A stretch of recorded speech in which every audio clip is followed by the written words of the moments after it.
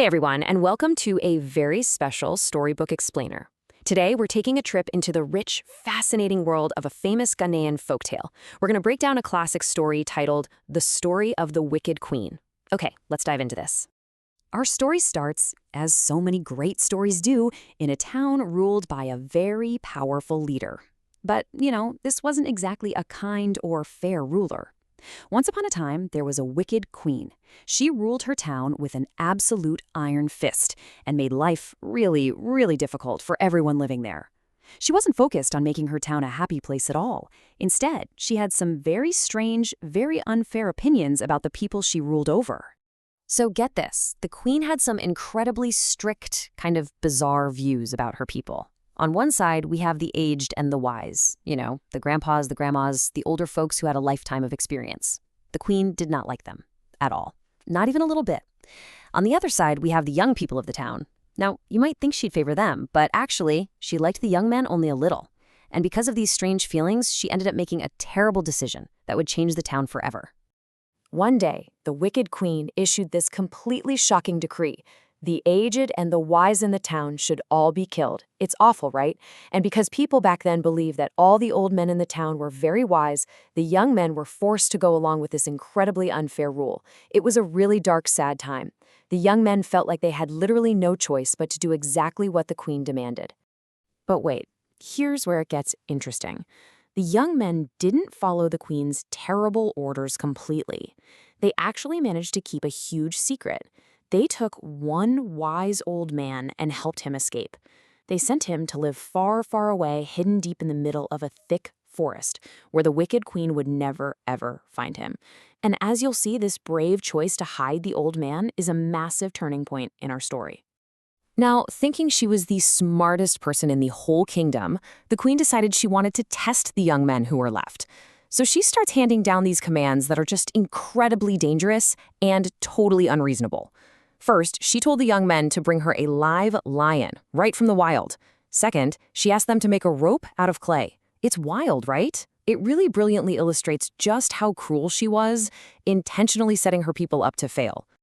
Let's look at how that first task went.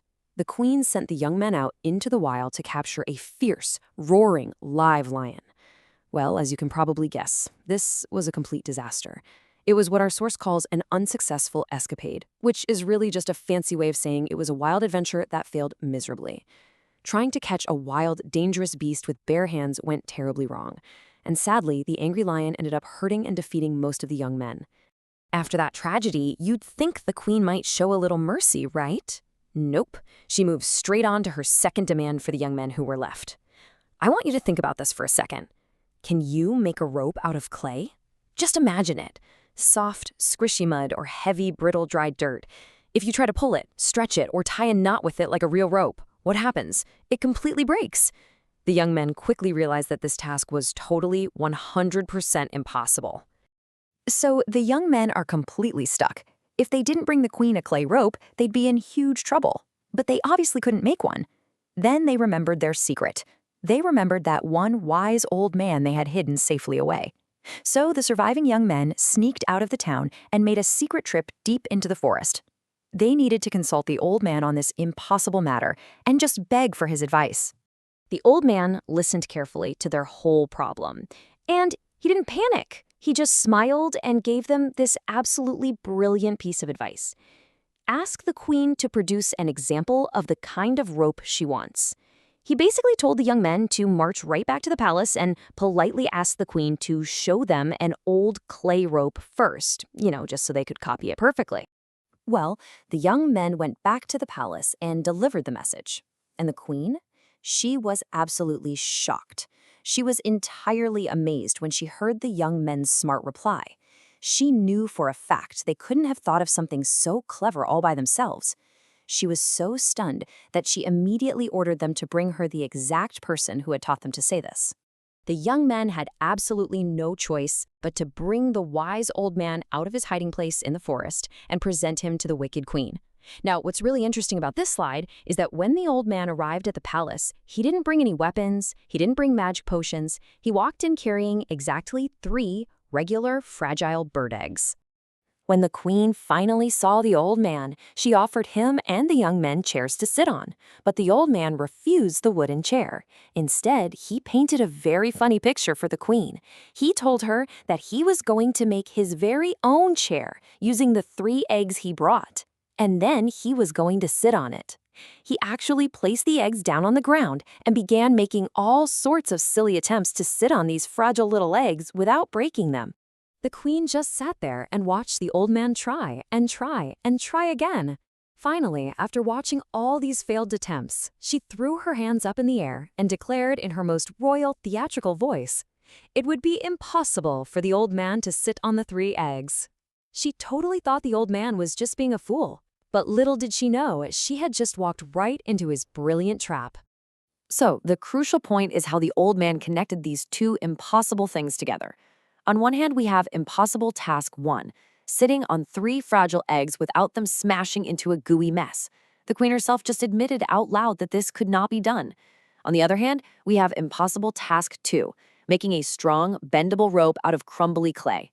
The old man was showing her that both of these tasks share the exact same problem.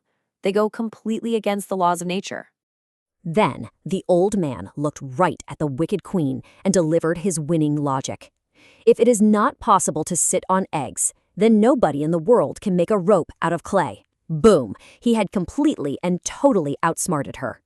By using those simple eggs, he forced the queen to admit that some things are simply impossible to do, no matter how much a powerful queen demands them.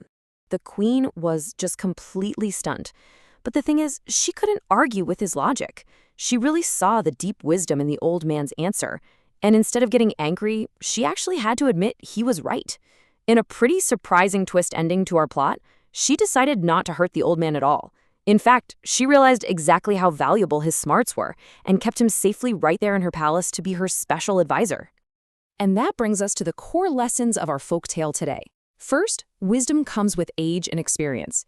The old man knew exactly how to handle the queen because he had lived a long time and seen so many things. Second, cleverness can outsmart unfairness. You don't always need to be mean or cruel to win a battle. Sometimes you just need to use your brain. And finally, respect your elders. Those young men learned firsthand that keeping the older generation safe literally ended up saving their own lives. As we wrap up this explainer, I want to leave you with one final really important thought. How do you rely on the older, wiser people in your life? Whether it's your grandparents, your teachers, or even your older neighbors, they have a whole lifetime of problem-solving stored up in their heads, just like that old man with the eggs. Think about a time they helped you out of a tough spot. Thank you so much for joining me for this fantastic story today. Keep exploring, keep learning, and as always, keep asking questions.